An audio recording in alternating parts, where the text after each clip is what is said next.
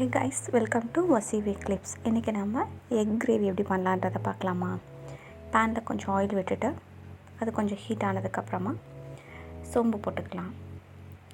சோம்பு போட்டுட்டு பொரிஞ்ச உடனே அதுக்கப்புறமா கருவேப்பிலை போடுங்க. கருவேப்பிலை போட்டுட்டு லைட்டாக கொஞ்சம் வெடித்ததுக்கப்புறமா வெங்காயத்தை கட் பண்ணி அதை ஆட் பண்ணிக்க வேண்டியதுதான்.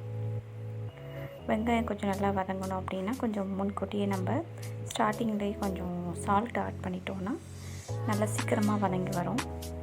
நல்லா கொஞ்சம் வதக்கிட்டே இருங்க கரண்டி வச்சுட்டு. வதக்கிட்டு அதுக்கப்புறமா கொஞ்சம் தக்காளியை கட் பண்ணி வச்சுக்கோங்க. தக்காளி கட் பண்ணி ஆக்சுவலாக 2 வெங்காயம் நான் அதில் போட்டிருக்கேன். ஸோ தக்காளி வந்துட்டு ஒரு 3 தக்காளி அது கட் பண்ணி தக்காளியும் சேர்த்து ஆட் பண்ணிவிட்டு நல்லா வதக்கி விடுங்க. அந்த வெங்காயம் உப்பு எல்லாம் சேர்ந்து போனால் வர மாதிரி நல்லா வதக்கி விட்டுட்டு அதுக்கப்புறமா ஒரு பிளேட் எடுத்து கூட மூடி வச்சுருங்க. மூடி வச்சிட்டிங்கன்னா சீக்கிரமாக வெந்துடும். அப்புறம் ஒரு தக்காளி ஒரு வெங்காயம் கட் பண்ணி அதில் போட்டு தனியாக பேஸ்ட் மாதிரி அரைச்சி வச்சுக்கோங்க. தண்ணி ஊற்றி கொஞ்சம் அரைச்சிக்கிட்டிங்கன்னா அது கொஞ்சம் கிரேவி கொஞ்சம் நிறையா வரும் நம்மளுக்கு. இதில் வந்துட்டு வதக்கி இருக்கிறதுல இது சேர்த்து நல்லா கிண்டி விடுங்க. ஏற்கனவே அரைச்சோம்ல வெங்காயம் தக்காளி அந்த பேஸ்ட்டை ஊற்றி நல்லா கிண்டி விட்டுட்டே இருங்க. கொஞ்சம் கிரேவி கொஞ்சம் நல்லா நிறைய கிடைக்கும். அதுக்காக தான் அரைச்சி போட்டிருக்கோம் வெங்காயம் தக்காளியை. நீங்கள் வேறு யாராவது இது மாதிரி ட்ரை பண்ணியிருந்தீங்கன்னா கமெண்ட்டில் சொல்லுங்கள் எப்படி நீங்கள் பண்ணுவீங்க அப்படின்ட்டு. டேஸ்ட்டு இதே மாதிரி செஞ்சுட்டு எப்படி வந்திருக்குன்றது கமெண்ட் செக்ஷனில் சொல்லுங்கள். இதில் வந்துட்டு மிளகாப்பொடி கொஞ்சம் ஆட் பண்ணணும். ஆட் பண்ணிவிட்டு நான் வந்து கலந்த பொடி வச்சுருப்பேன் வீட்டில் எப்போதும். அந்த எப்படி அரைக்கிறதுன்றதை உங்களுக்கு நெக்ஸ்ட் வீடியோவில் நான் சொல்கிறேன் அப்படின்ட்டு. அந்த பொடி ரொம்ப நல்லா டேஸ்டியாக இருக்கும். அதை நல்லா வதக்கி விடுங்க. வதக்கி விட்டுட்டு கொஞ்சம் தண்ணி ஆட் பண்ணிக்கோங்க. தண்ணி ஆட் பண்ணிவிட்டு நல்லா கொதி வரட்டும். நல்லா கொதி வரணும். உப்பு சரியாக இருக்கான்னு கூட கொஞ்சம் லைட்டாக டெஸ்ட் பண்ணிக்கோங்க வச்சு. இதுக்கப்புறம் ஒரு மூடி போட்டு மூடி வச்சிடலாம். ஒரு 5 to 10 minutes கொஞ்சம் கொதிக்கட்டும்.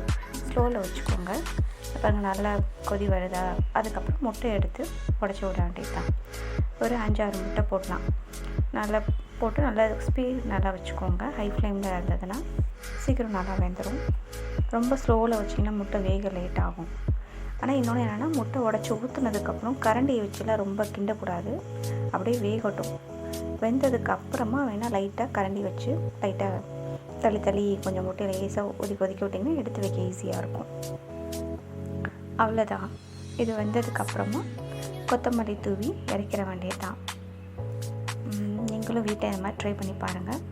வீட்டில் பெரியவங்க பசங்கள்லாம் இருந்தாங்கன்னா கொஞ்சம் காரம் வந்து கொஞ்சம் கம்மி பண்ணிக்கோங்க. ரொம்ப காரம் போடாதீங்க. இது கொஞ்சம் ஸ்வீட்டாகவும் நல்லாயிருக்கும். ரைஸ்க்கு யூஸ் பண்ணிக்கலாம். சாப்பிட்றதுக்கு ரொம்ப டேஸ்டியாக இருக்கும். அவ்வளோதான். இந்த முட்டை அளவு வெந்துருச்சு. இப்போ கொத்தமல்லி போட்டாச்சு. நீங்கள் வீட்டுக்கு ட்ரை பண்ணி பாருங்கள். பிடிச்சிருந்தால் லைக் பண்ணுங்கள், சப்ஸ்கிரைப் பண்ணுங்கள். Thanks for